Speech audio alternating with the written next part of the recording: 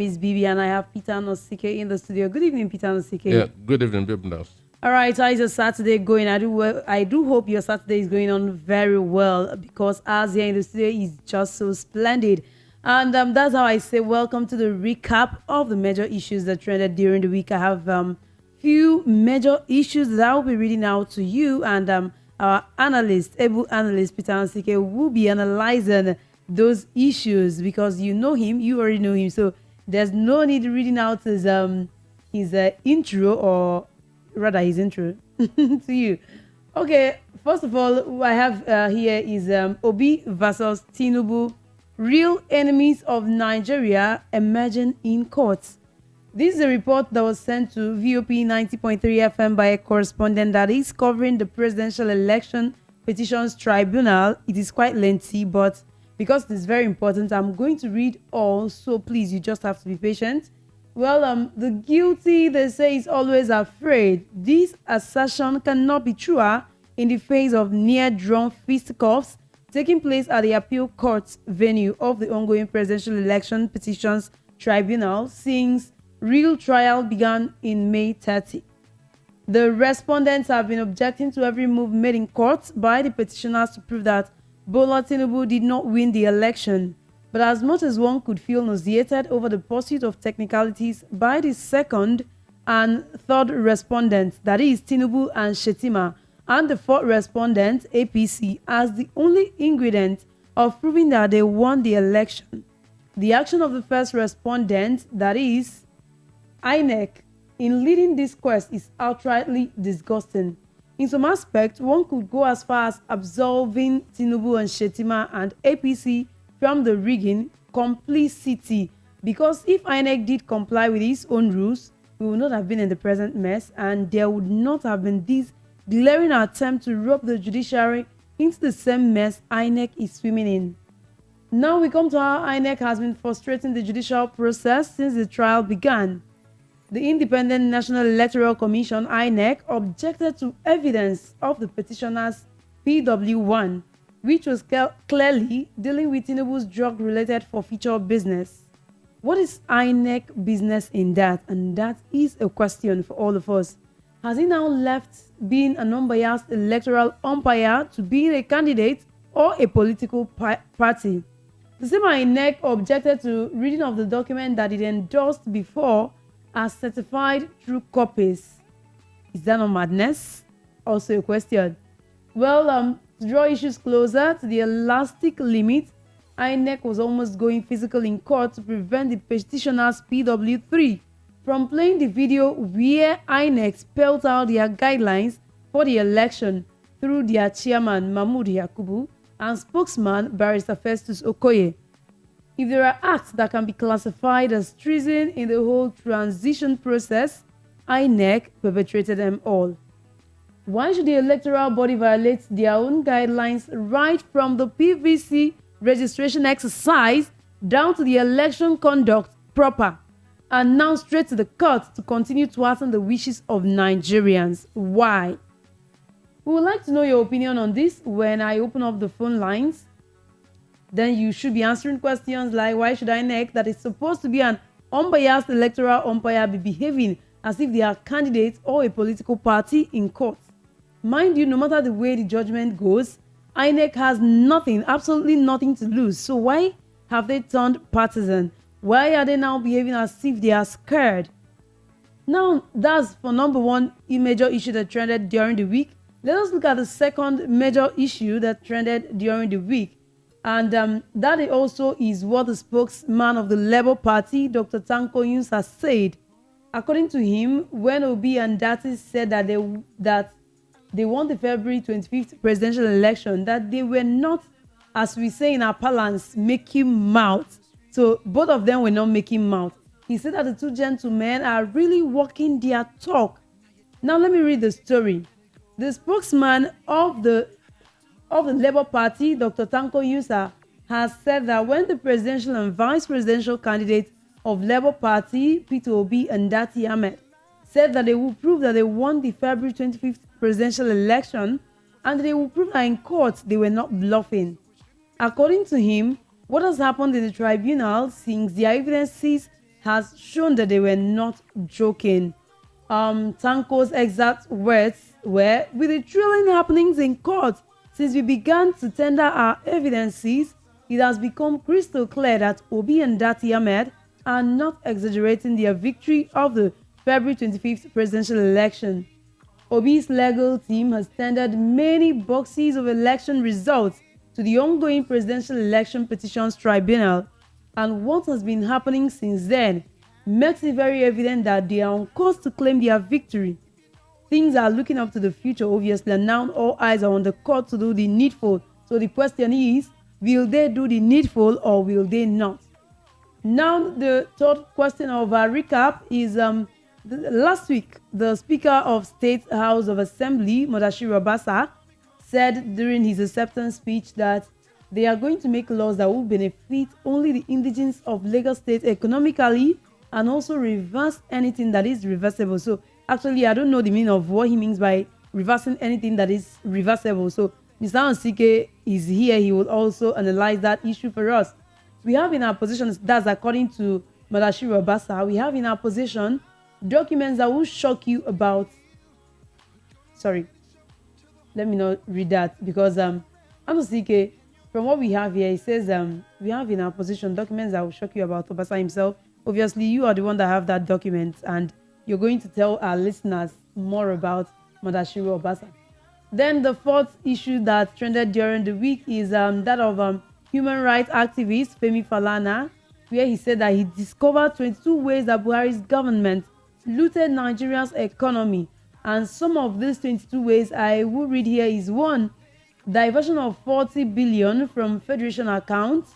The second one, additional revenue of $1.5 billion payable to federal accounts. And the third one, outstanding royalties of $62 billion.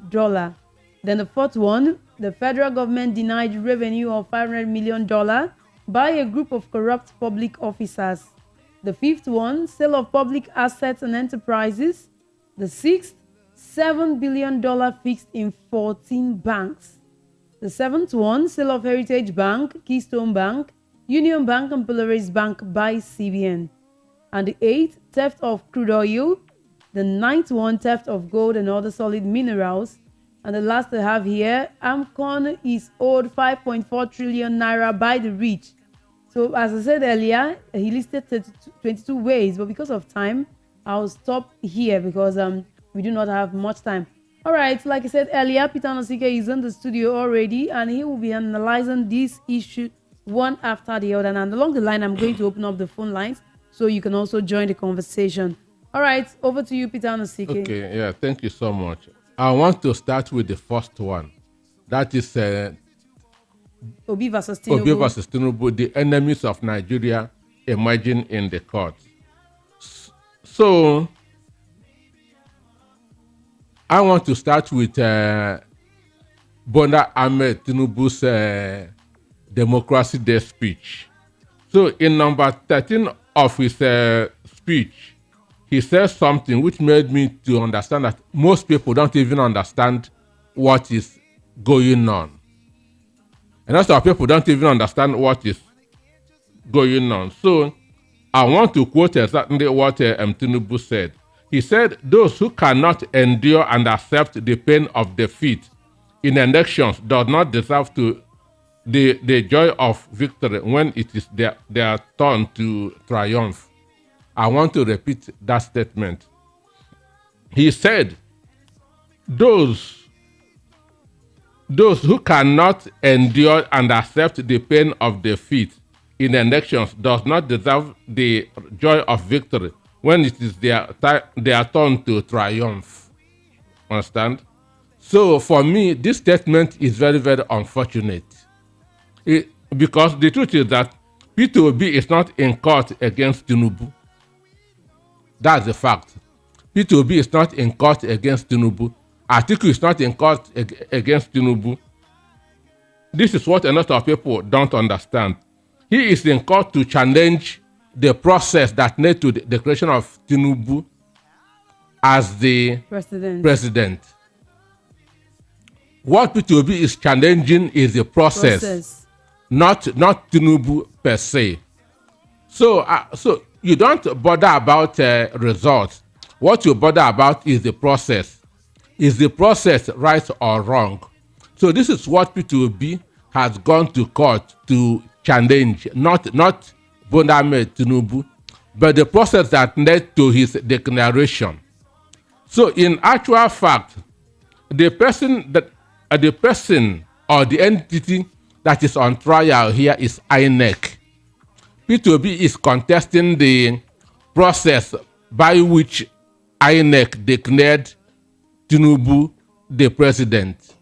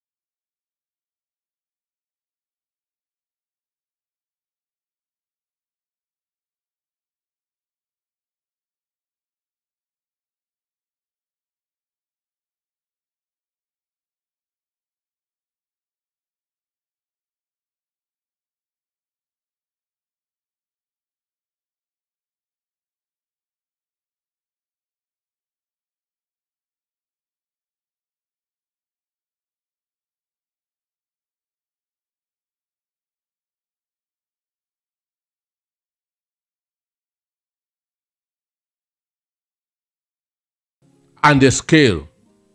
This scale simply means weight of evidence, weight of proof. That's what that scale means. A blindfolded man. The blindfolded man is that judiciary doesn't look at your face. It doesn't look at your position. It bases its judgment on the Justice. evidence and the proofs before him. Judiciary bases their judgment on the proof and the evidences before them, not by looking at somebody's face or looking at somebody's position. So we are expecting that INEC should know that the judiciary should deliver themselves from the evil which INEC has put them into, because INEC has messed the judiciary up. People are now thinking that the judiciary is their enemy. They are not until until we get this judgment. So what I was saying is P2B is not in court against Tinubu and Shetima. What is challenging is the process that led to their declaration. Is the process right or wrong? What will be is challenging is the process. So if the process is wrong, then Tinubu should not be declared the president.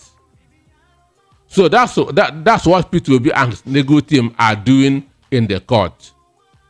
And INEC is trying to show that this shouldn't happen, because they know that they did not do what they are supposed to do. They know that it is not what they told Nigerians that they did.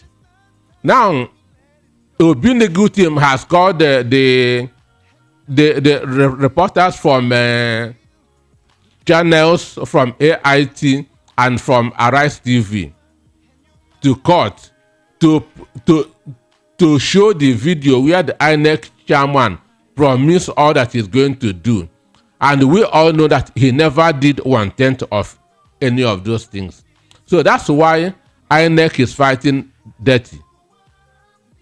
That's the reason why INEC is fighting dirty. But judiciary must deliver justice. We hope so.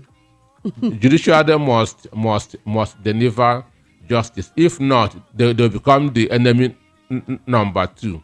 They must deliver. INEC has led them into temptation, so they must deliver themselves from evil. All right, Peter and CK, take us through the second major issue that trended during the week, that of Tanko Yusa. Should I read it or you got what I said? Remind me. Okay, I said Tanko Yusa said that according to him that Obi and Dati Ahmed were not bluffing when they said that they won the February 25th presidential election, that they were not making mouth. They are really walking their talk.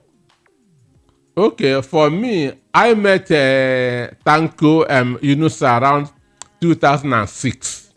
That was at Beko Ramson Kuti office at Inupeju.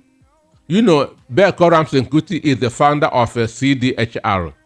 CDHR is the Committee for the Defense of Human Rights. And Beko is junior brother of Fena Anikuna Bukuti. So that was where I met Tanko around 2006. On that day, I know that Festus Kiyamo was in that room. Omoyende Shawore was also in that room. Then Bamidene Aturu, he died some time ago, and the other activists. So activists usually go there to discuss certain issues. So the guy, Tanko, came across to me as a very simple and honest person. So I believe what he said. And from what we have been hearing from the court and what is going to happen, even the 18,000 model punish sheets, that alone is enough to cancel the presidential result. That 18,000 model is 18,088 model punning result sheets. It's enough to cancel the presidential election, because what INEC does is, if the void votes can affect the result of an election, that election will be cancelled. Okay, now every polling unit should have about 500 voters. Every polling unit should have about 500 voters. But there are what is known as satellite polling units. That's maybe a primary school that is very big. They can have about 2-3 polling units. So it's called a satellite polling units. So you can have about 2,000, or that's 1,000 to 1,500 or 2,000 polling units. That's about 4 polling units. That is called satellite polling units. So there you can have about 4 different polling units. But every polling unit, you shouldn't have about 500 voters. So that 18,800 model sheets can give you about 2 million votes. Wow. That's a lot. And if that vote is added to that of Atiku, he has scored more votes than Tinubu. Because P2B, Atiku, Tinubu has 1,800 votes more than Atiku. But if that 2 million votes can be added to Atiku, he has surpassed Tinubu. Which means there's no way that that 18,000 modeled polling units wouldn't have affected the outcome of the election. No matter who owns it. No matter who, whether it's Atiku, whether it's P2B, whether it's Tinubu. So whoever owns that will affect the outcome of the election. So that alone is enough to cancel the presidential election. That 18,000 model polling units. So when Tanko said that P2B and that Ahmed are not making mouth, the evidences that are coming are overwhelming. The evidences that are coming are very, very overwhelming. Even the video evidence of the INEC of Mahmoud is even enough, because it means that he deceived us. What he said that he would do wasn't what he did. So the evidences are too much. Yeah. All right, let's hope the judiciary will do the needful, like you said. We just hope so. All right, now let's go to the third issue that also made waves during the week. And that is Mudashiru Obasa, who said during his acceptance speech that they are going to make laws that would benefit only the indigenes of Lagos State. I emphasize, only the indigenes of Lagos State economically, and also reverse anything that is reversible. And I tell you, Mr. Anosike has a lot to say concerning Mudashiru Obasa. Well, to me, Obasa is another INEC. It's another Mahmoud Yakubu, people who doesn't practice what they preach. Because when Honorable Obasa was making his acceptance speech as the sixth-time member of the Lagos State House of Assembly and the third-term speaker, understand? Now, he said that they are going to make laws that will be favorable to the indigenes of Lagos State. That will be favorable to the indigenes of Lagos State. So that thing got me thinking, because I know that over 80% of the people in Lagos are settlers. Over 80, if we can be sincere to ourselves, over 80% of people living in Lagos here are settlers from different parts of the state. So I say, let me just do a background check on this man that is saying this. Let me just do a background check of this Obasa that is saying this. And I did some investigations. And one of them is that Obasa is not even an indigene of Lagos State. Obasa is an Ijebu man. So why was he making that statement? He's not an indigene of Lagos. He is an Ijebu man. I also discovered that even the governor, Sanwo-Olu, and the deputy, Hamzat, are not indigenes of Lagos State. They are from Ogun State. So number 1, number 2, number 3, none is a negotiation. But Sanwo-Olu is a kind man. When he saw that number 1 and number 2 are not from Lagos State, he wanted that to favor the indigenes by making number 3 an indigene. So that's what led to the member representing Epe by name Muritin Tobu to come out that to contest. Tobu is a 4-term member. He has been there for 4 terms now. This Tobu came out that to contest from Epe as the only indigene, because Sanwo-Olu felt that it wouldn't be nice if non-indigenes take everything. Of course. So he said now he wants to wield the 3rd position To negotiate. But Obasa said over his dead body, and Tinubu supported him. So the speakership was for the. Is it the same Obasa that made this statement? The same Obasa say over his dead body. Over his dead body. What changed? Eh? What changed? Over his dead body would that Tobu become speaker.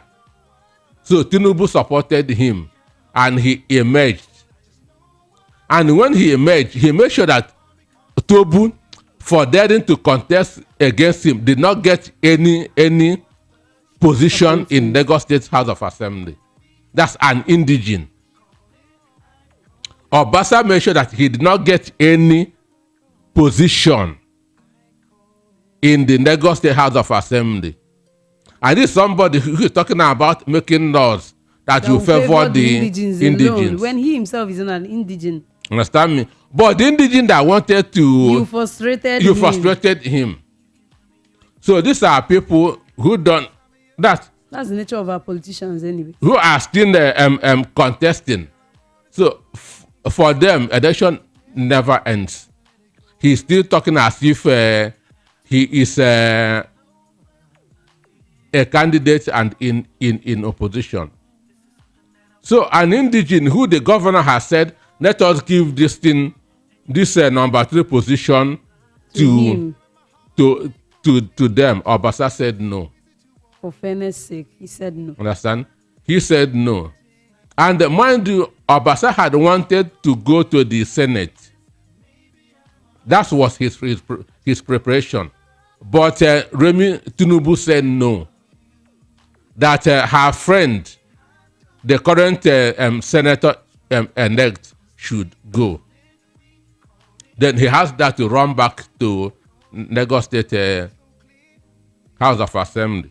But as it may be, the former Minister of Communication under the army, that General Tajuddin Ondarowaju, he's a Lagos Prince and a trustee of Omeeko Pataki. That is a group of prominent Lagos indigenes.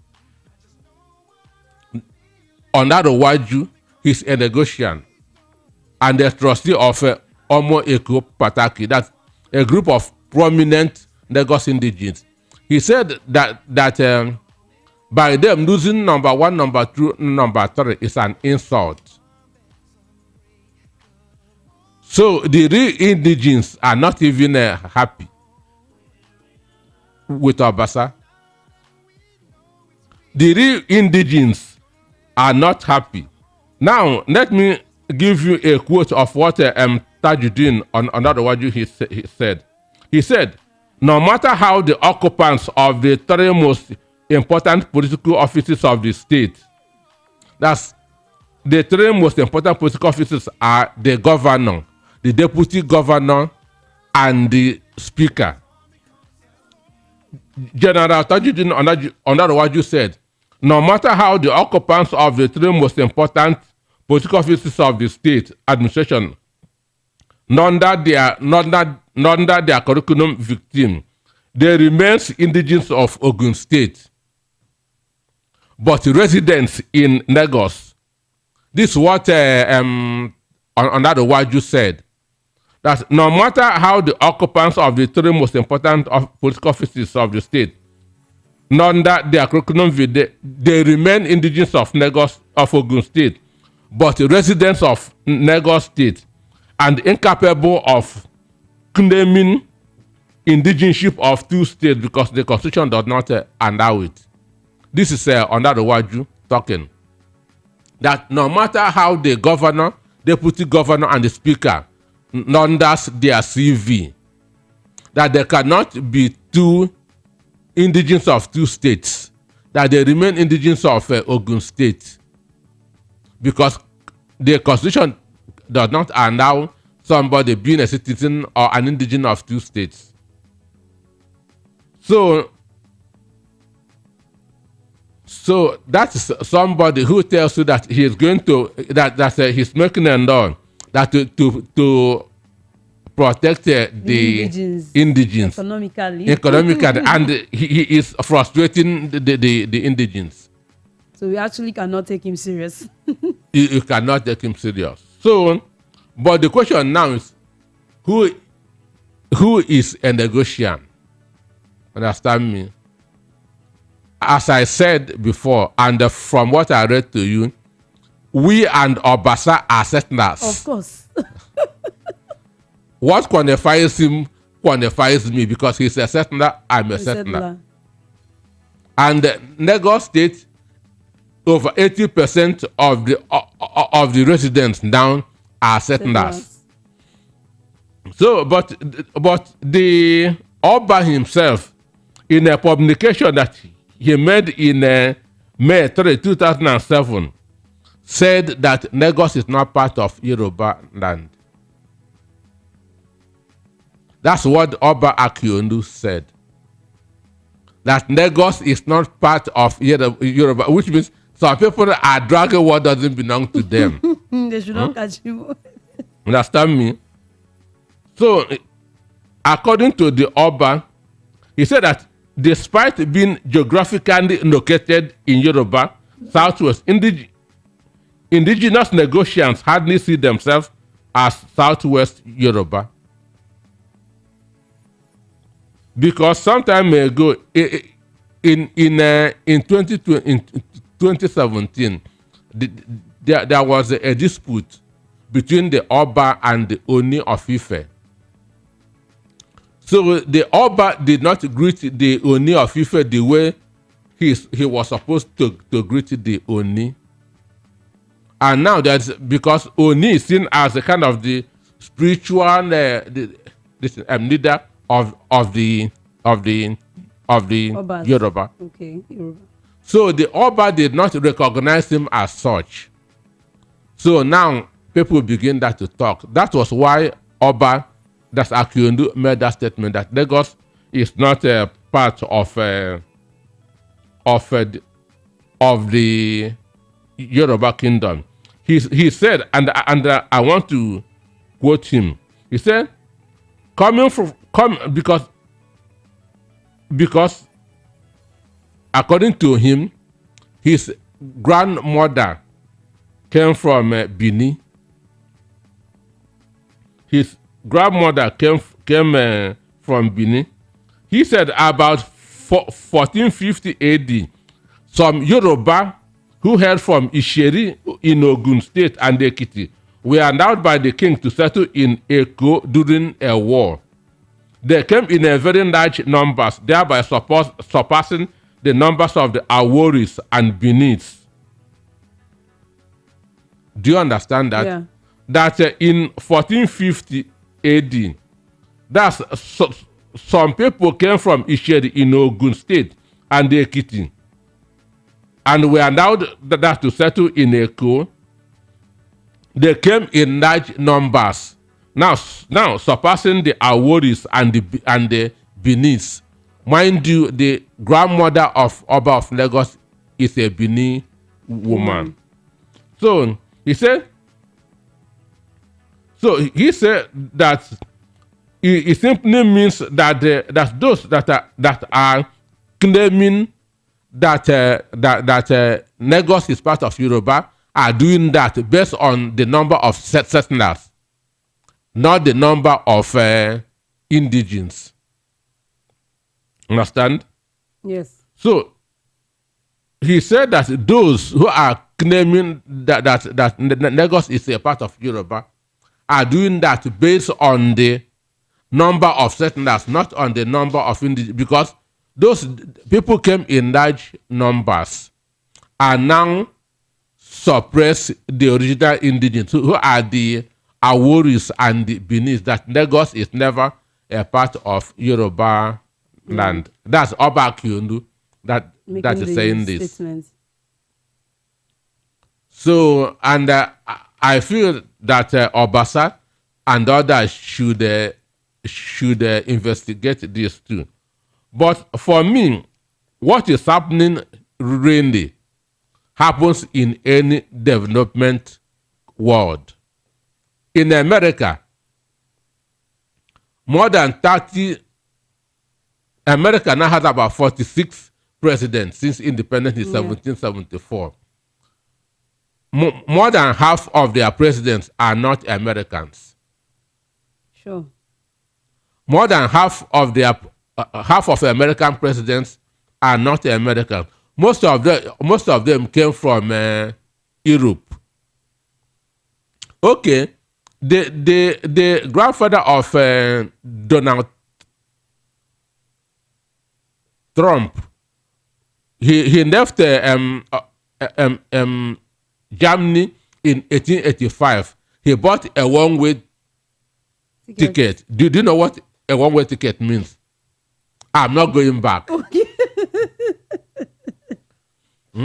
I'm not going back. That's what a one-way ticket means. So he bought a one-way ticket to he was 16 years old then. 16. Because America is known as the land of freedom and opportunity, which to me Lagos State is. Of course. A land of freedom and opportunity. And that's why the state is the biggest economy in the whole of Africa. So this issue that they are dragging doesn't make any sense at all. It doesn't make sense. So what I'm trying to say is that Obasa, who wants to make enough for the indigenous is also a settler like us. It's a settler, and it's frustrating the indigenous from getting up. So how come he has their interest at heart all of a sudden? No, he just a kind of that to make them feel good. that to make them feel all right, good. let's go to the fourth major issue that trended during the week, and I'm enjoying Peter Nosike's analysis.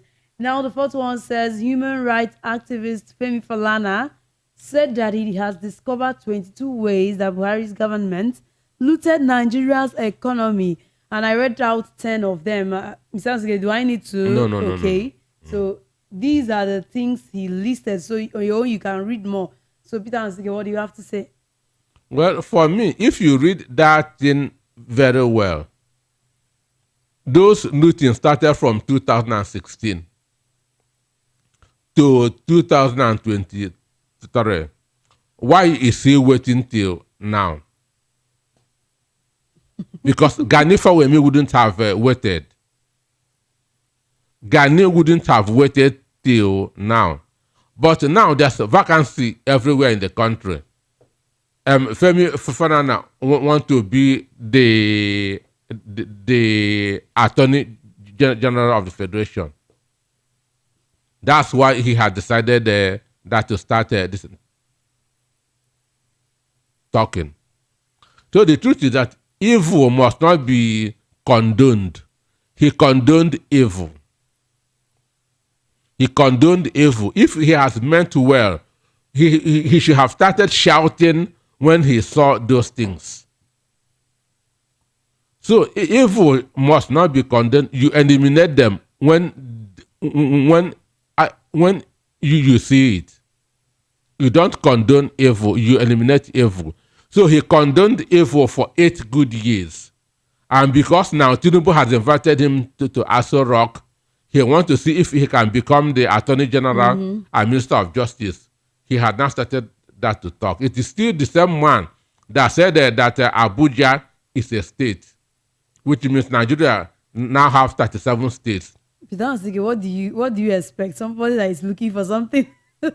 No, no, you should be guided by conscience Do now. they have conscience? That's the You question. should you should be you should be guided by conscience. You should be guided by that's why, even though the message is good, but the messenger, I don't agree with him. I don't agree with the messenger. Buhari noted that the economy is obvious Very obvious. because the bulk stops on his table. Whatever his ministers do goes back to him. Even this aviation minister thing, CBN, he appointed them. And whatever is going on, he should also be held accountable. He noted the economy. But why must you be tabunating them? Waiting till when? Waiting till when? That's why the expository is good, but the messenger has a K leg. And who says that he will still not keep quiet if this present government has started losing theirs? He will still keep quiet, I think. All right. Thank you very much, Peter Ansike, for your analysis. In fact, you know how to hit the nail on the head. All right, now over to you, listeners. Let me open up the phone line so you can contribute to the conversation we are having this evening. And just so you know, we're streaming live on YouTube, so you can just go check us out on YouTube, watch us live on YouTube, and drop your comments, drop your questions, drop whatever thing, and don't forget to hit the like button and subscribe if you have not subscribed. All right, the number to call is 0700 903 903 903. Again, 0700 903 903 903. You can also connect to us via WhatsApp number on 0700 903 903 9. Okay, we have the first caller. Hello, good evening to you. Good evening. All right, good evening. Good Please tell evening. us your name and location. Chief Father Speaker, good evening. Good evening, madam. Good to evening, you. no. UK satellite. All right, UK, welcome. How you doing? Yes, very well. I'm great. I will blame, this is my comment. I will blame court and the INEC. The reason why I bring court in is that this court, they were sleeping right from the beginning of democracy. They never encountered this type of Tinubu style of winning election. Then, that is why there is nothing they can do. It becomes a nail hanging on their neck. Rather than what they would do is to concur with Tinubu style. That is the thing. Because courts supposed to have released anything that's concerning elections up to now. Then they will continue their process. But I wish Tinubu good luck. If he can do well, I wish him good luck. That is my intake. All right, thank you, UK. We wish him luck too. Thank you so much. All right, the phone line and the WhatsApp line is also open. You can connect to us anyone you feel like calling. The phone number, the WhatsApp line, call in. Let's have your take on the conversation. Well, he said that he mentioned the court. All right, sorry, Peter Anosike. Let's take this. Hello, good evening to you. Hello, good evening, mother. Good evening. How you doing? Well, fine. We're enjoying you. All right. You are doing a great job. Please tell us your name and location. I'm calling you from Ejibo. It's Mr. Inoji. All right, sir. Go ahead. The morning studio, you are doing a great job. And you are doing a great analysis. We are enjoying you. Keep it up. About Femi Falana. Can you hear me? Yes, yes. About Femi Falana. everybody's looking for their stomach. Are you hearing me? Yes, yes. Are you listening to me? Yes. About Obasa, all the same. About Lagos State, Oba of Lagos, say, yeah, Lagos is not part of Yoruba. But I don't remember the Edo is part of Yoruba. Now only Yoruba can talk about the matter. Let us forget about that. God will be with you. Keep it up. Thank you so much. Thank you, sir, for your contribution. Hello. Hello. Good evening. Hi, good evening. How you doing? Yeah, my name is Ben. I'm fine. How are you? Fine, thank you.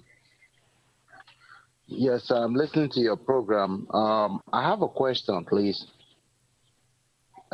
Since Nigeria, they are probing CBN governor, right?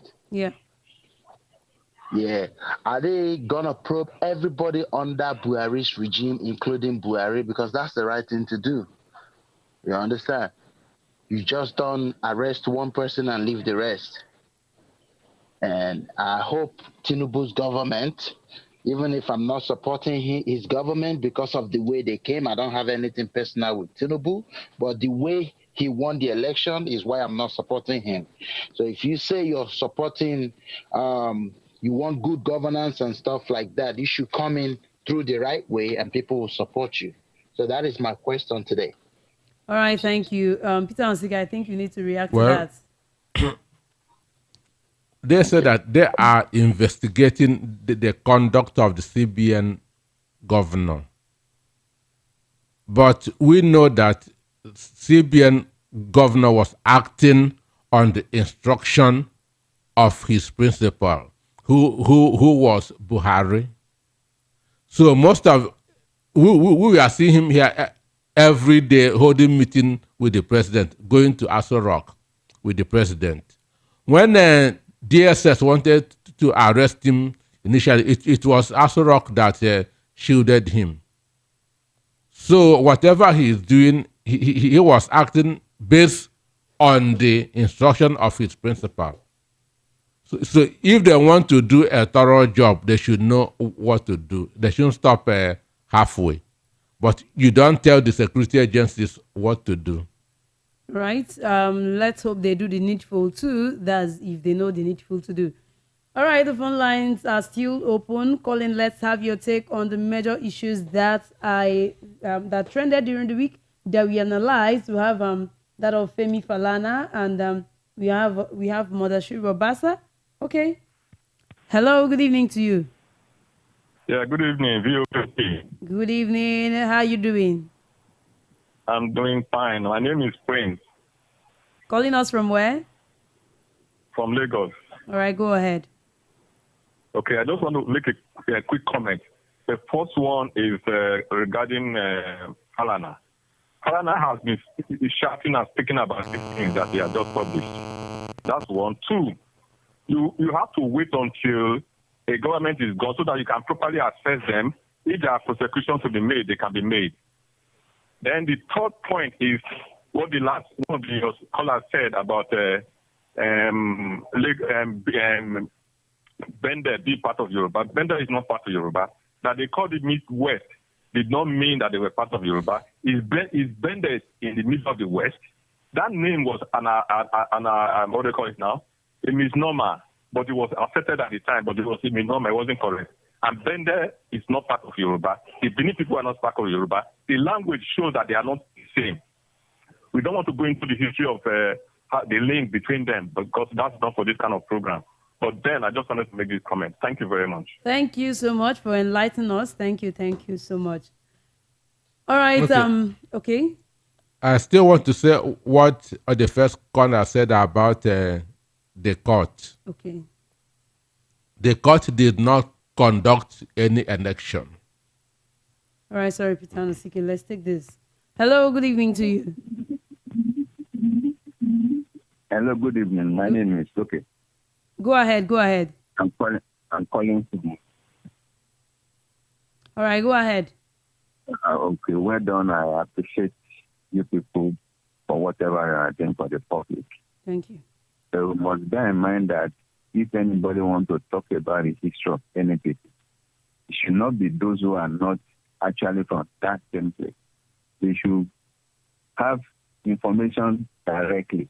All the information your guests were putting out there about the indigenous community, relying on what the Oba said some time ago. Is it part of the history of Lagos or the part of the history of Yoruba? The people in Edo know that they come. Nobody is talking about Bende. The people in Edo know that they come from Ile-Ife. And Ile-Ife is the origin of the Yoruba. If they now settle, even as you see today, those who settled in Edo, in Benin, today, have what they do. The name they were getting was from the Oromiyan that settled down there from Ile-Ife. And before they now came to Lagos to come and settle for whatever, please, let's not dabble into what will put us into trouble now and in the future. Okay, nothing is putting us into trouble. Thank you. Nothing is putting us into trouble. But I would have loved to ask this man question concerning what Mudashiru Obasa said. If actually Mudashiru Obasa is an indigenous of Lagos State, I would have loved to ask him that, okay? And I think that is the point we should concentrate on, because if you're an indigenous of Lagos, you are an indigenous of Lagos, all right? So we are not taking it away from you. Hello, good evening to you. Hello. Hello. Good evening to you. This is my sister. How are you today? Fine, thank you. And you? I'm okay. Chifano Sika Grito.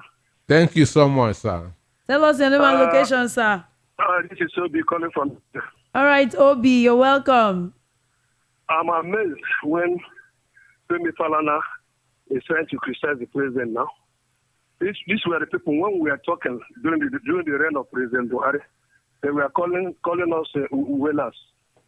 You know, but today Hellas are Hellas. It's left for all of us to face the music. And for Obasa, please, Chifano Sike, help me announce to him. If it's these houses that we built in Lagos they're looking at, I bought my tires. I'll fix it in all my houses. I will drag it to where strength. Nobody. There'll be hole everywhere. They will not see the house to take. Thank you very much. Thank you, Obi. Thank you. That's quite funny. Well, that is it. But what they are, it happens everywhere. It happens everywhere. All right. Hello, good evening to you. Yeah, good evening. Good evening. How are you doing? I'm fine. Yeah. All right. Tell us your name and location. Yes. My name is Isaac. I'm calling from Ikorodu. All right, Isaac, go ahead. We say at times we need to be very, very careful when we see histories, which we don't have. Many of us just see some stories and begin to solve those history that we thought. And we probably heard it from someone and said, these people are not this. Do you know how many people know that the Yoruba kingdom stretches up to Benin, up to the border of Benin, even up to Togo? There are places that many people have there. The people in Benin, the Benin Edo states, they are descendants of Oromiyan. Like you remember sometimes ago when the Oba of Benin was saying that he is a descendant of Oromiyan. And who is Oromiyan? Oromiyan is the son of Odudua in Ile-Ife. See, at times we have to be very, very, very careful when we are giving histories. Because some of the person, the guy in your studio there is giving me some. I was just laughing. The fact that when people, okay, let's look at down up to Delta State. The Shekiri people in Delta State, they are Yorubas. We call them Shekiri. That is because it's a story of song that people call them Shekiri. Many of them, they are Yorubas in Delta. They are Yorubas. We are not saying they are all Yorubas. There are many Yorubas there. So we have to be very careful. Okay, now let me tell you that, okay, because the people of Ebonyi, some part of Ebonyi, do not speak, the Igbos they speak is somehow twisted. Can we not say that they are not Easterners? I think we need to be cautious about all these things. And also we need to be very, very careful. Concerning what Obasa has said, I think I'm not really in support of it. But one thing I just want us to do, you see, we have to be very, very careful. When I am somewhere, let me tell you, I am not from Lagos. I was born and bred in Lagos. I have my birth certificate as a Lagosian. But I am not from, I never claimed Lagos. I can claim Lagos. I school there. I went there everything there. I can school to claim Lagos. And I never claim Lagos. But you know something, at times, we have to be very, very careful. When if I don't claim Lagos, and I want to make some decisions, I may say whatever I see is that it must come to pass. I'm going to have issues with people who claim Lagosians. So I think we need to be very, very, very careful when we're making some assertions and some things. So please, if you don't know any story, you just keep quiet. I'm not saying. I'm begin to say something. You're saying that Lagos doesn't belong to Yorubas and it's not getting. Okay, who are the Kosokos? Who are the Aromires that fund Lagos? Who are the Streeling? Who are the Kosokos? Who are the Aromires? Who are those people, the Akisoyis, Sanko? I didn't know Yorubas. Please, we need to be careful. If you go down the history, there were people in Lagos before the son of the Oba of Benin came because he helped them. That's why they made him a king. That was not made that the people who do Lagos are not Lagosians. You know, in those days, when people helped them, there are many towns in Yoruba land that the foreigners helped them because of one way or the other. They've been helped. But that was not to make those people. That's all make the people who are there before not the indigents. So we have to be very, very, mindful. These are the things that have caused issues years past before we were outside, we were born. We don't have to go that way again. Please let us be mindful. Thank you and have a lovely day. Thank you. All right. The issue of the history of Lagos is not the only issue we shared on the major issues that trended during the week. And actually, what brought about this indigenous of the thing is what the Speaker of the State House of Assembly, Mudashiru Abasa, who is also not an indigenous of Lagos State, said that he would make laws that will benefit only the indigenous of Lagos State economically. And I think that is not right. He should consider those who are settlers as well. Hello, good evening. Hello. All right. Hello, good evening to you. Hello. Hello, good evening to you. Good evening. I just came across your program now, and I just have the little brief, but from the callers, I could get some of the messages that they're trying to pass across. My name is Bright, and I'm calling from Italy. All right, Bright. I just want to make a statement as regards this tribalism history that people are bringing up in your channel. It's so ironic and ridiculous, kind of, that we Nigerians sometimes we fight against ourselves. You from the West, you from the East, and blah blah blah. Most of these people arguing, putting history on your broadcast now, when they find themselves outside Nigeria, like in the United States, Canada, these people will fight for citizenship. Nobody will not ask them, where do you come from? Or who are you? And when these people who are indigenous of these countries try to, argue, you people be the first to say, oh, these people are racist or something. Is it not quite sad that we Africans are fighting against ourselves and saying you are from the West, you are from the... We are in the 21st century, for crying out loud. Who cares about where you are from? The argument should be... Mr. Bright. Yeah. Let me read this out to you, because this is what is fueling this whole Lagos indigenous stuff. The Speaker of the State House of Assembly, Mudashiru Abasa, said in his acceptance speech that he would make laws, or that they will make laws that will benefit only the indigenes of Lagos State economically, and also reverse anything that is reversible. And the question is, why will he make such speech? Are there no settlers in Lagos? Are there only indigenes in Lagos? What about the settlers? So that's the issue that is bringing up all of this.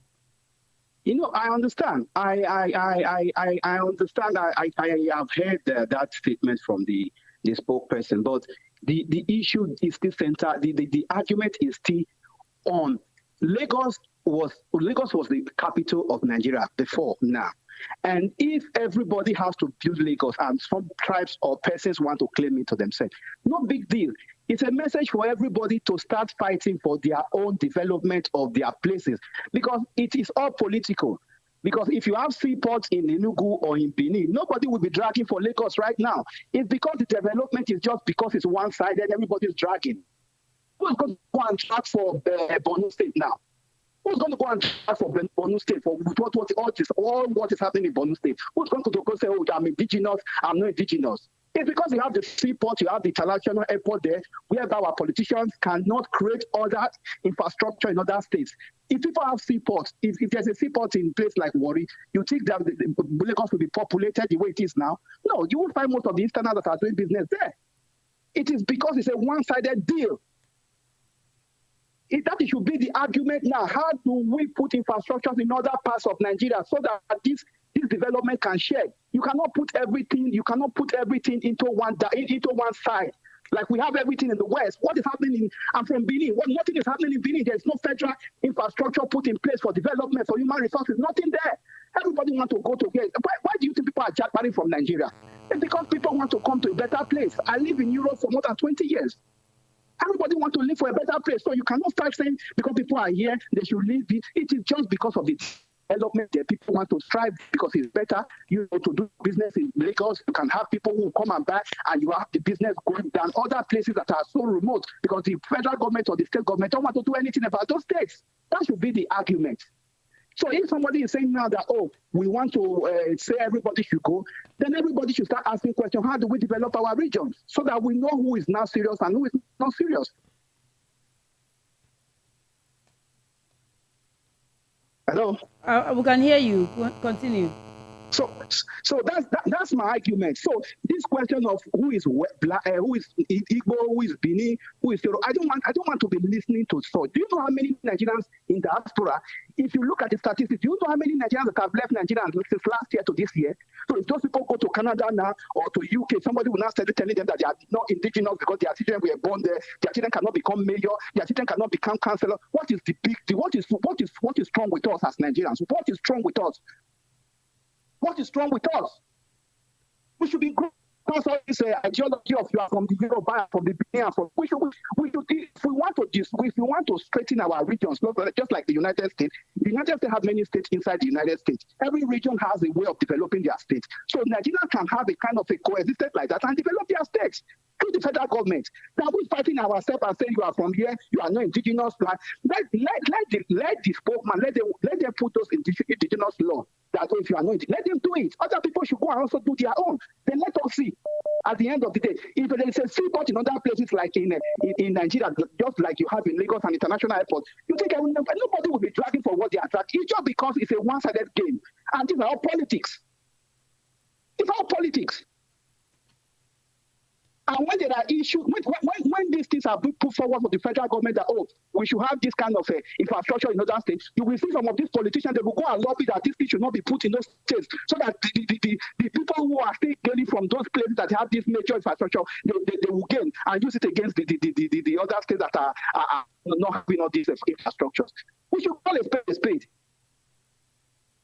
So I don't want people to come and start saying you are this, you are this. When we are in Europe, we'll be fighting for citizenship of a country that we didn't know how they survive, how they become who they are. Then when we are at home, we'll be fighting ourselves. It's very wrong. That's my summation, my dear. I thank you for giving me the time to speak my mind. Thank you so much for speaking your mind, Mr. Bright. Thank you so much. Okay. All right. Sorry. I think we have another call. Hello, good evening. Yeah, good evening. Please, I want to say something very fast. All right, help us introduce yourself, sir. I'm Ugo by name. All right, Ugo, go ahead. Good afternoon, Abi. Good evening, Mr. Anosike. Good evening. Yeah, good evening. Nigeria time. I say this thing, let me say something before I continue. When I went be journalist for Nigeria and they try, when I don't know what the kind heart we wanna get, the kind insult where people they bring for this thing is definitely in the other side of the air. It's not it at all. How can each and every time somebody will be calling with anger, you people should be very careful, you people should be very listen. One of the allegations they laid against Obi when he was contesting for president is that he want to open Warri Seaport and the Lagos and the port and the other one in Port Harcourt. If perhaps, let's say there is no seaport in Igbo land, in the whole 5 eastern states or whatever, let them open the one that is existing already, that of Warri and that of Port. If they think that people cannot leave Lagos with because of the kind amount of the wealth they have amassed in Lagos, they will see that people will leave those houses in Lagos and they move to other regions and they still be whatever they want to be. All this argument, look, they should be grateful. I think Lagos go and look at Lagos map in Nigeria. If you look at Lagos map in Nigeria, you see that Lagos is highly dominated by water. Before you build any structure in Lagos, you will know how rich you are. And the people have done these things and turned water. I was in Ojo-Elaba to serve as a boy in 2003. That time, I know how developed Ojo-Elaba was to compare with after 20 years now.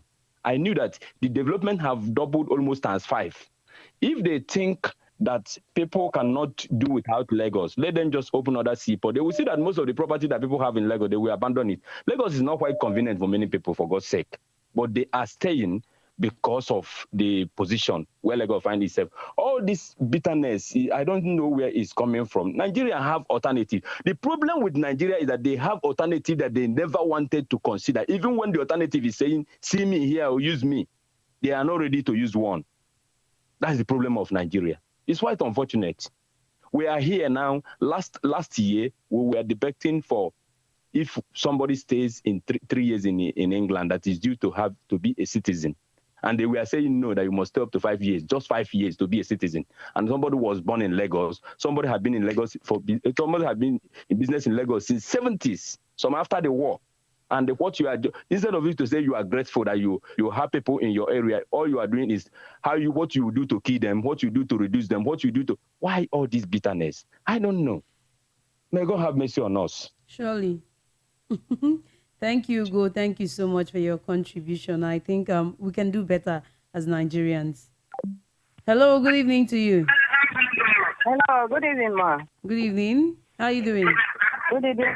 Please adjust the audio on your radio. Adjust your audio so we can hear you.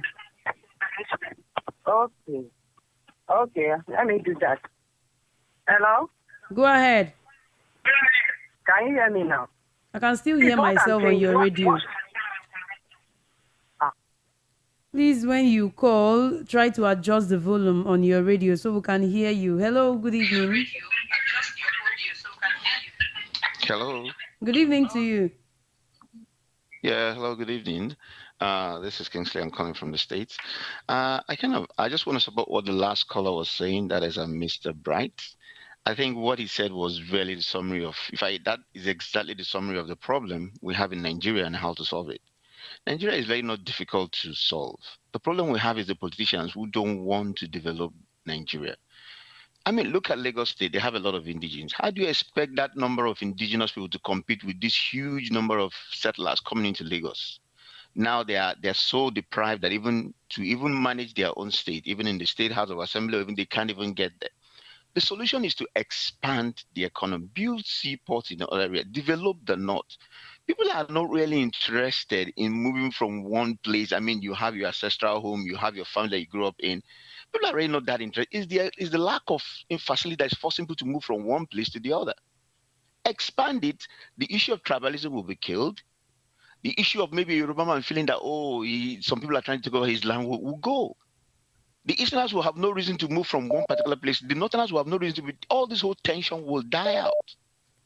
There will be nobody calling, I'm a Yoruba. In fact, there will be such a unity among Nigerians because everybody feels the level of impact. Here that we're staying abroad, I don't even know who is the local government chairman. I don't know their names. But every day I walk out, I see development around my city. Sometimes when you go out for almost a week, if you've not gone to a place, you miss your road because you see that new roads have been built. You don't need to know. I don't know their names. I don't need to know their names, but I know government is existing because I can see developments around. People don't go. This tension in Nigeria is the politicians. Nigerians should wake up and face where the problem is. The country is blessed with enough resources to develop it like the foreign lands. Face the politicians that are the problem. Your problem is not the Igbo man or the Yoruba man. Your problem is the politicians. If you can get them or get the process to be right so that you can control the politicians, if you don't get the process right, you have no control on the politicians. That is why you see INEC did what they did, because they know by allowing what happened, they've transferred power to the people. And these politicians, like, they transfer the power back to the people. They've lost the means of all the money and all the looting they are doing. So they had to forcefully stop it. Now, Nigerians need to make up their mind and say, see, the only way you can have your power back is that the process must be clean. It doesn't matter who gets there. Somebody must be either, in fact, do you decide whether you're going to be a Yoruba man? You don't, it's not your decision, it's God's decision. You don't decide whether you're going to be an Igbo man. You don't decide whether you're going to be a Hausa man. You just find yourself there. So Nigerians should understand where the problem is. Politicians are the problem. These places where we live, the politicians are doing what is necessary. There are different cultures, different tribes, thousands in numbers. Nobody feels it. Nobody even knows.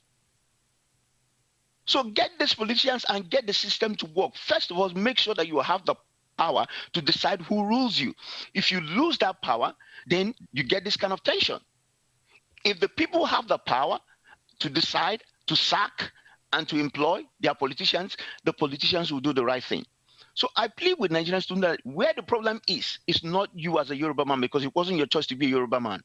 Nor was it your choice to be an Igbo man, or even your choice to be a Hausa man, or nor was it your choice to be a Muslim or a Christian. You just found yourself there. And all over the world, somebody belongs to somewhere. You either belong to one tribe, one religion, or one belief. The only problem you have in that country is the politicians. And as long as you don't take back your power to sack and employ them, you're going to get that tension. So the guy who spoke, that bright of guy, he just gave you simply this whole thing should please stop. Nigerians should know where the problem is. Either you take back your power, or they're going to be doing all this thing they're doing, calling one name today is Yoruba today, as if we are the problem. I mean, it's not our problem. We're not the problem. Thank you. All right, thank you so much. Hello, good evening to you. Yeah, good evening. Good evening to you, sir. Please tell us your name and location. Your own person, Chinedu, calling from Brazil. All right, Chinedu, you're welcome to the show. Yeah, to say, what we are passing through in Nigeria today, some people want to sell this country, I believe. Lagos has been the federal capital territory right from the 60s. I don't know when it started, and I was not born then. All the flyovers, all the development, the seaports, the airports, everything that makes the city beautiful was done by the federal government and not the state money. Now it is done now, everywhere it's shining now. Coupled with the settlers who came here because of the seaport and other amenities that are prevalent here. Now it is done now, somebody wants to say he wants to drive away the settlers or non-indigenous. It is very funny. They want to say this country ablaze. They want people now to come up now and destroy all the structures that are laid down by the federal government. It is not done. What of other states? They don't belong to Nigeria. Or the federal government presence like we are found in Lagos. You know what do they mean? Who is this officer trying to cause problem in this country? And all the structures, the flyovers that you see today in Lagos, they are built by federal government money. The eastern states have contribution there with the country produce. Another state who have their federal produce, they made Lagos a federal capital territory. How can someone come now because they need to digitize? You know, this is very annoying. Unless they want to bring everything down, everything about federal structure will be brought down. So that the state or two states who don't have any federal presence, Imo and whatever, who don't have federal presence, even the North, who don't have federal presence, then everybody will outside, they always build their state. Build their state the way you want it to be built. Not when something is done. Our people say, when I don't eat dog, I don't eat dog. By the time you roast dog, put every season inside, I love dog meat. Like it's done now, by the federal government money. Somebody is coming out to say, want to do it, want to do that, because of election. What type of nonsense is this? They want to tell this country ablaze. They will not get it out of it. Then they say, we lose, and they start afresh. This is just something. Lagos is a federal capital territory. Nobody should come now and say, is that nobody's speaking Lagos. You come there, you settle, at the end of the day, you go, you visit your student to, you decide the line, then they sell everything off and go their way. So they should stop all this nonsense. Unless they want to set it at least. This is just something that will happen in Lagos. They cannot take it. Because no other state, within the north, is saying this type of nonsense to people.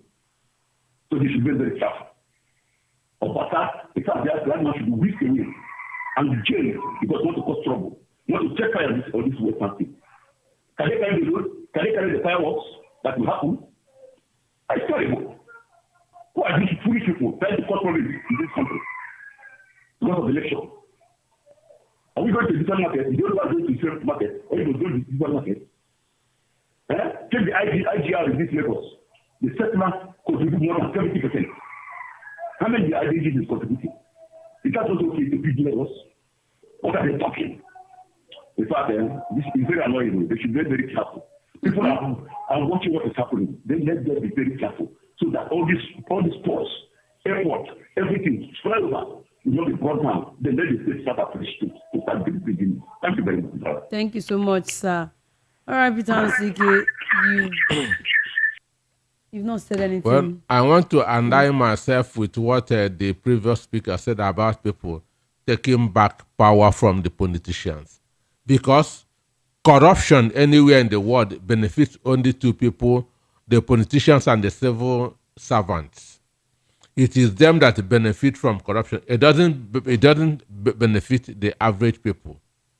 And the only way that politicians can get what they want is by this politics of the divide and rule. But if the masses can take back power, just like now, that's what is known as recall. Maybe when a member of a house is not doing well, you can bring him back. But that doesn't work. Though it's in the constitution, but it doesn't work in Nigeria because they did not enable it to work. So if the masses can take back power, then the politicians would not have any other thing than to go by the bidding of what the masses want. But now the masses are doing the biddings of the politicians because they have enslaved the poor, they have impoverished the poor. So if the masses can take back power, the politicians must calm down. And one of the ways of taking back that power is through free, fair, and credible election. Once we begin to have free, fair, and credible election in the country, the masses will take back their power. And this is what these politicians don't want. That is it, and that's why I say it is not achievable. Hello, good evening to you. Hello, good evening. Good evening, my brother. How you day? I know. Tell us your name and location and go ahead. My name is Levinus, and I'm calling from Ejibo. All right, go ahead. Yeah, I have a book open before me right now. That book is called The History of West Africa from 1800 to the present day by K.B. Sionwiko. And based on this thing, a lot of people took WAEC and passed. That book, I'm reading the first step. I'm reading page 97 of it, and the first paragraph. As we saw in book one, Benin was one of the greatest forest states of West Africa, remarkable for its size and well-developed political institutions. Beginning as its little city state of the Benin Republic, the kingdom has risen to an extensive empire embracing many tribes. At the peak of its power in the 17th century, the Benin Empire spread from Lagos to Niger and from Ida in the north to the coast. That is the history of West Africa. So from what I've just read, there are still others to read down. You see nothing. The Lagos, the place we see as Lagos today, originally was in the Benin Empire. So the fact that the Yoruba land, as we know it, are the offshoot, those were cities that came out from the old Oyo Empire. That later again, when eventually Oyo fell, there was the new Oyo Empire. Well, it is all those states that you see as the Yoruba hinterlands. But Lagos was more like a trade route. And much later, more of the Yorubas came and occupied Lagos. Of course, we saw those we saw Kuzuko and all that, all the rulers, Akite and all that, they were Yorubas. But that does not mean that Yoruba, as we know it from origin, was a Yoruba land. That is, I'm talking about Lagos. So the settlers of Lagos are predominantly settlers. more people in Lagos are settlers. But that is by the way. You know, the problem in Nigeria is that we depend on what is on the ground than what is on our head. Nigeria has in fact, in Africa, we have the best in terms of human resources. But we don't pay attention to that. All we think is because there's oil in the river in Niger Delta, and everybody wants to go and take. And nobody wants to now work. We have forgotten that there was a time when we had the pyramid in the north. We have forgotten that we had a lot of cocoa in the west. We have forgotten the palm oil of the east. Every attention is now in oil. Now, the problem of Nigeria is the Igbo and the Biafra war.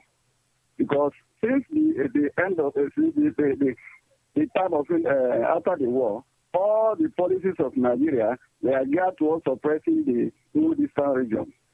They first of all proceeded in dividing them. The other people call themselves South. So it is now the Igbos alone that are seen as Biafran. Now, the thing is that all of us are suffering. The Hausas are suffering. The Yorubas are suffering. The Igbos are suffering. It's only these elites that are holding all of us down, that are enjoying. And their children, most of their children are outside reading. They will come back later to rule us. You understand? So now the issue is that when people talk like this, people in authority talk unguardedly, just talk in the house, it is really embarrassing. In today's world, somebody is talking about indigenous. When we have thousands and thousands of our people overseas, some of them have become citizens of various countries, and those countries have never called them indigenous. It's only in Nigeria that somebody will be born. Some of these people talking like this, there are some people from other places that are older than them, that have settled in Lagos before they came, and they cannot come and tell them that they are, non-indigenous. And then it starts to we continue strangling the development in Nigeria. Everything is concentrated in Lagos. All the people, everything importation, you must go to Lagos. You choke the pot, you choke before you clear goods, you spend and spend, you pay the money. Anyway, I don't know. So what I'm trying to say is this.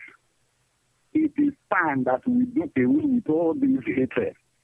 I was with somebody some time ago. He told me that he saw the mark. I have marks on my face. So people, when they see me, they think I'm a Yoruba. You understand? So he spoke to me, and I said, well, I'm not a Yoruba. He said, I should be ready because they will fight eventually. I say, how? He said, yes. I mean, eventually there will be fight. He fight between who and who. No, he said, well, that's no problem. But he's using his eyes to target the building that will be his own. You see the kind of mentality that Nigerians have. When people are sending people to the moon, there are people planning for vacation in the moon, and we are busy here talking about indigenous. And by so doing, suffering ourselves and suffering our people. I don't know. I don't know who will deliver Nigeria. But the truth is that we must continue to talk. We must continue to talk and hold these politicians accountable. And history will judge many of these people. Eventually, history will judge a lot of people. Today they may say, okay, I was very impressed with what you voted. If the royal father could say that Lagos was not a Yoruba land, then who again is more qualified to say what Lagos is? But that's not the issue. We should try to avoid all these indigenous, all these Yoruba land, all these people. Assuming when I graduated in the 90s, there was no place in my place, no government presence, no job. In fact, the Tuesday garden that I bought, the house boy that I did service with got from the same paper that I bought, is where he got something he used to get job. But my own, I never got the job, not that I wasn't qualified. And that is the way they scattered us from, especially from the Eastern region. They scattered us and made sure that we don't have anything there so that we'll be forced to go out. Our people, some ran to Lagos, some ran abroad and all that. We are scattered everywhere. Deliberate policy.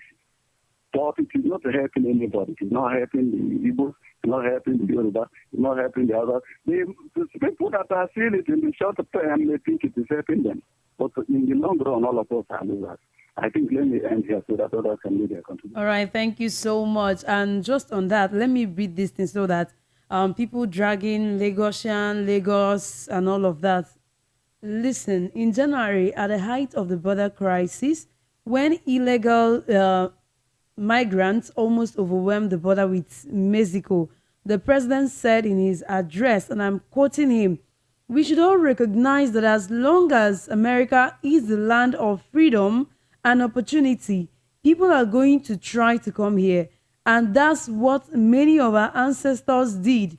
And it's no surprise that it's happening again today. We can't stop people from making the journey, but we can require them to come here in an orderly way. The president's ancestors were Irish, just like the Kennedys, just like the Clintons, and the rest of them. Then historians counted at least 22 US presidents with Irish or Scotch-Irish ancestry, which is just one half of all the presidents to the incumbent 46th. Of course, the world knows Barack Obama is African, that's Kenyan, with a touch of Cameroon. On October 7, 1885, Frederick Trump, a 16-year-old German barber, bought a one-way ticket for America, escaping 3 years of compulsory German military service. More than a century later, his grandson, Donald Trump, became the 45th president of his adopted country though the ex-president loves claiming his grandfather's roots. He also lay further north in Scandinavia, particularly Sweden. In fact, there is no recorded history of any Native American ever leading the country, with most descending from British Isles, with outliers like Van Buren, Dutch lineage, and Eisenhower, German Swiss, while Obama is the only one with ancestry outside Western Europe. For those wondering why America is beholden to EU and NATO alliance, history says nearly all American presidents have European roots. So if you're busy dragging in this small Nigeria, dragging indigenous, Benin Kingdom, Igbos, settlers, this one, that one, just do know that this is coming from America. All right? And that's why America is the most progressive country in the world, because they don't bother about where you come from. What they care about is results. Most of the biggest American companies today are being managed by non-Americans. But because they don't care whether you are from here or from there. It's as Biden said, America is a land of freedom and opportunity. And that's why it is developing. That's why the whole world is going there. Hello? Hello? Hello? Hello. Good evening. Good evening. How are you doing? I'm okay. Are you? I'm fine, thank you. All right, tell us your name and location. Good evening. Good evening. Mr. Anosike. You didn't tell us your name and location. Oh, Tayo calling from Ogba. All right, go ahead. Sorry. Tayo calling from Ogba. Mr. Anosike, on this issue of Obasa, I think it was last week or so, you already analyzed it, and you said it all, that people should go and develop their area. It's as simple as that. I still stick on that, sir. I believe that. See this Obasa saying that they wanted to pass a law. Let us all wait and let him pass the law. Today now, you gave me more information. More information I did not know before. I didn't know that he fought for that position with an indigent. Yes, from Ebe, House of Assembly. I didn't know. I didn't know that he fought for that seat against an indigent. So maybe he's saying that because that might be what the indigenous are saying, that they are calling this place a no man's land or whatever. It's just, will I say, is just playing to the gallery. That's what I'm talking of, Mr. Obasa. Let us all wait. Sir, I'm from Owo in Ondo State. I've been here since 1970. When I arrived here in 1970, the only company I ever worked for in my life in Nigeria is Daily Times of Nigeria Limited. Daily Times hired me, posted me to Eastern region to go and open all the Daily Times offices there. There was I met only one bridge made of iron. There was no eco bridge. All this Western Avenue was face me, I face you all to Joelegba Mushina. So I've been here since 1970. I travel around the country. I spend a lot of time out there. But let us wait. Let him come up with his legislation and let's see. Because as of 1970, sir, Western region is all the way to Jibowu. You know where fella is? Jibowu. Yes. Western region. West, yes. West, it was Western region. All this Ikeja, anything. The only what they call in Lagos is just VI, Ebute Meta, and Lagos Island there. All those expire everywhere. Western region. So I don't know how he's going to do his legislation. Let's wait and see. I believe he's playing to the gallery. Let's just wait. 1 minute after he don't look. Let's just sit down and look. How he want to do it? I don't know. So I will just say, let's wait. Let him come up with the law. Then we will know. When we get to the bridge, we will cross it. That's the only thing I can. Let's calm down. Let's wait and see. All right. Thank you so much, sir, for your contribution. Thank you. Thank you so much. All right. The phone lines are still open. You can call in to make your voice heard. And we shared several issues with you. So, all right.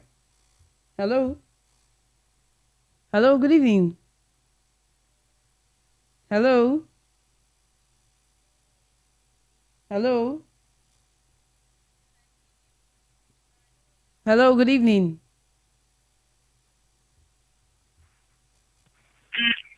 Hello. Good evening to you. Good evening. This will be calling back. All right, Obi, go ahead.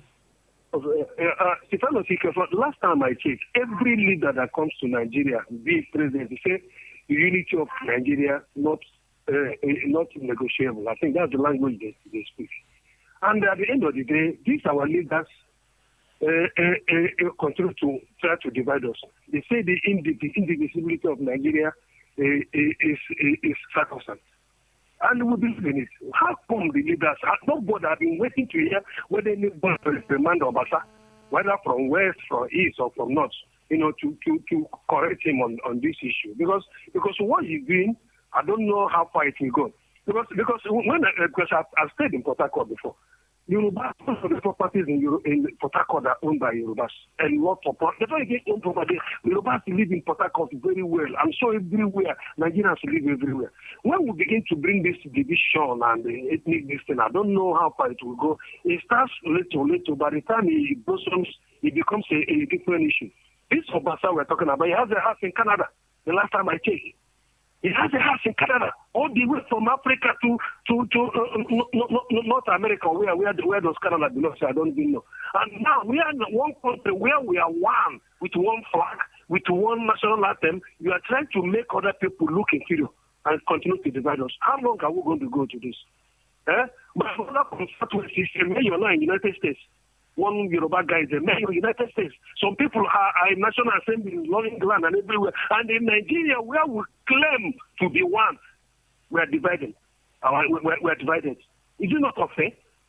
Sometimes when you sleep and wake up and listen to Nigerian news, you feel demoralized. Seriously demoralized. I don't know how this is happening. When we came to Lagos, Island Avenue, the land we are sold for 50,000 naira. This island that the property is now 1 billion. So 50,000 everywhere was empty before people started developing Lagos. Is it only the indigenous that developed Lagos? Please let us think and let us look for a way to make Nigeria grow better than we are today. Thank you very much. Thank you so much, Obi. Thank you. All right, Peter Nosike, what do you have to say? So I align with what the previous speaker said, because because most important thing in any country is competence, not Hello, good evening. ethnicity. Sorry. Hello, good evening to you. Good evening to you. Can you hear me now? Yes, I can hear you. Please, your name and location. Okay. Okay, this is Ned talking, speaking from Switzerland. All right, need to go ahead. Uh, like I always said, politicians, the grabbers of powers, have succeeded in dividing us, dividing those minds they can manipulate, not someone like me. Let me give you a bit history of what how we are in as a Nigeria when we go outside of Nigeria. Today is Saturday. We played ball today in Switzerland. We play ball every Saturday. And every Saturday, somebody must host, which means someone must bring something to eat, drink. One person is turn by turn. It's combination of all Nigerians there. Today it was hosted by a Yoruba boy. You see, everybody, we are playing, we are eating together as a Yoruba, as a Nigerian, not as I'm an Igbo. We don't remember where this one is coming from. When we want to select, when we want to choose who you play with, you select from the best till the last. We don't select because this one is my Igbo brother, let me take him. You see, but these politicians keep deceiving those minds which they can manipulate. Okay, there is one man on social media. He's MC. His name is I think Adedeji. I don't know if you know him. Adedeji Odulesi also. This man, he speaks a lot of language. I can't even count. Even foreign languages, even French, Dutch. You know, he interviewed a young man called Oluwole in Ladipo. And this guy, after speaking Yoruba with him, he asked him where is he from. I think he's from somewhere Ogun State also. He asked him who taught him this business he's doing. He says an Igbo man. After he dropped out of school, this guy took him to Ladipo, introduced him to this business. He served this guy said to him, he is still in this business. This guy speaks Igbo perfectly. He can even make parables in Igbo. You understand? But what baffles me most is, he said when he traveled to the east, they even give him title. When he traveled to the east with one of his friends, and when he speaks Igbo, the father of his friend give him a land for free to come and build house anytime he has money he want to come and build. This is the spirit of Nigeria in that man. You see, we are loving each other on a common road, on a common street, our common environment. We are together. Me, my mechanic today, I said it before, my mechanic is a Yoruba man. The man I buy fruit from or vegetables is Hausa man. I order, they bring to me. The man that sells meat for me is a Yoruba man. I order, he bring it for me.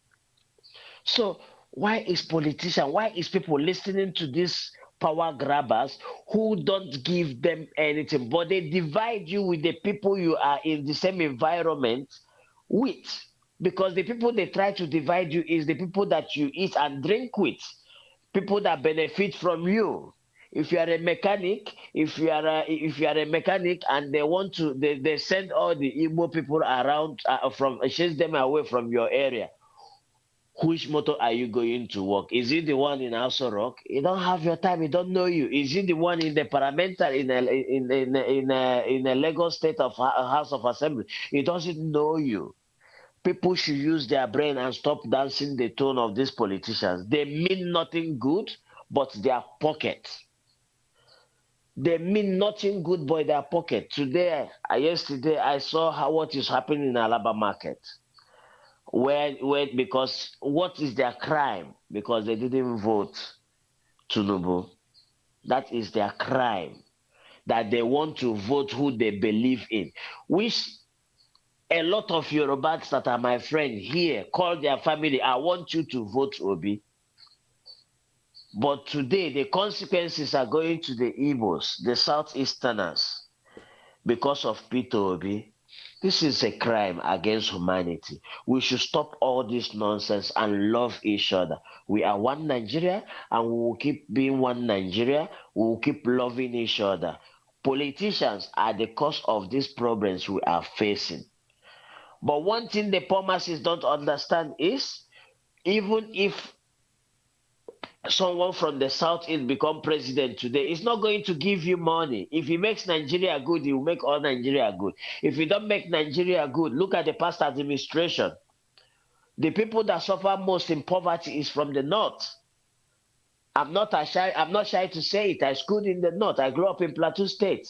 I knows it. I knows it. The poverty is alarming all the northern side of Nigeria. But they have more people in power. They have more people in military. They have more people everywhere. Hence, the government parastatus in Nigeria is concerned. But the poverty they are dealing with is unbelievable. Why? Because they take education away from these people so that they will make them zombie, believe whatever I tell you. You have to believe what if I tell you kill these people, you kill these people. If I tell you fight these people, you fight these people. Because the killings that are going even in southern Kaduna, if these people that are killing these people are educated, no value of life, none of them will pick a gun. Likewise, what is going on in the southeast is a political game that they are making what they call unknown government. Nobody, because when I say this, I also have to go back to my home. I always said it. Nobody who has business in Onitsha or Nnewi or anywhere in the south is which worth up to ₦1 million will leave his business, take a gun, and enter bush and become an unknown government and started killing people. They go to those people, like Peter Obi said, the terror we have today is the people who failed to educate yesterday. If you fail to educate people, your community is in trouble. But if you give people education, people will know the value of education. People will join all kind of techs, all kind of business. People will be engaged. People will be engaged. They will not have this mindset. This country I am, my phone is always in my back pocket. Anytime, anywhere I'm going. Because people here, their mindset, they don't have this stealing mindset. So it's high time. It's high time the people, everybody have to think back and leave these politicians to do their game and let us love one another. Because these politicians, they are not for us. 100% from A to Z, they are not for us. They are just there for their own selfish interest. Thank you. Thank you so Have much. a wonderful evening. You too. Thank you, my brother. All right, let's quickly go to the WhatsApp and read some of the messages we have here. The first one is coming from Dayo from Faba. He says, "Good evening, crew. For the Lagos Speaker, Obasa. The last time I checked, he's not a Lagosian, but from Ogun State. Obi winning the Lagos State was a nightmare for all APC musketeers and a big slap on their face, and it cuts their hearts. After the announcements, they determined that no Igbos should come out and vote any other person, and any other person must vote APC. I didn't get that. That was why many people was intimidated by Agberos and APC disciples. People were disenfranchised from voting. It's a shame that these low-grade minds could come up with such wicked laws. And like Timaya said, as it is sweet us, they pain them. As it is pain them, it is sweet us. Hope the court overturn the daylight robbery, both government and presidential elections." Dayo from. All right, thank you, Dayo. And I have another one here. Okay. Sorry. The politicians in Nigeria have found out that they are... Okay, sorry, let me start from the beginning. Obasa has forgotten that when he is using one finger to point at someone, the remaining four fingers are pointing at him. Before he came out in public to talk about a bill that will further divide the country along ethnic line, he should think about himself being a selfish politician. The politicians in Nigeria have found that they are losing ground because of their selfishness that has continued to drag Nigeria backwards. Obasa thought that bringing this kind of bill will change what happened in 2023 general election because they have disappointed even those they called their own. Okay, do I have any other okay, I think that's all for now. All right, Peter and CK, we are running out of time. Could you please summarize what we've all discussed and your last words so we can round up the show? Well, what everybody should know is that politicians has one philosophy, which is interest, and they only cares about you just during the election. After the election, you are on your own. How you survive does not concern them. You are only important to them a week or two to the election, and no matter where they come from, all of them have the same interest. Maybe you might be thinking that Atiku and Tinubu are fighting, or Atiku and P2B are fighting. That's where all these people meet, and you will not be there. You will not be there where they meet, and give what they will give, share what they will share. So, what I will say, all we have to do is to find a way of taking back power. Democracy is the government of the people. Let the power return to the people, not to the conmen that are currently presiding over our national affairs. The people should take back power, but the only way that they can take back power is through free and fair election. All right. Thank you so much, Peter Nosika. I think some messages are coming. Okay, this one says, evening crew, this Bukachua's revelation shows that the judiciary is a haven of corruption in Nigeria. If you look at Martina's case again, Lawan Akpabio reinstated as senator, Hope Uzodinma as governor, and Nuzo Kalo as a free man instead of being in jail. That is to tell you that justice is for the rich. That is the reason why APC and his musketeers will tell you, go to court. Because as Akpabio said, what money cannot do, more money will do.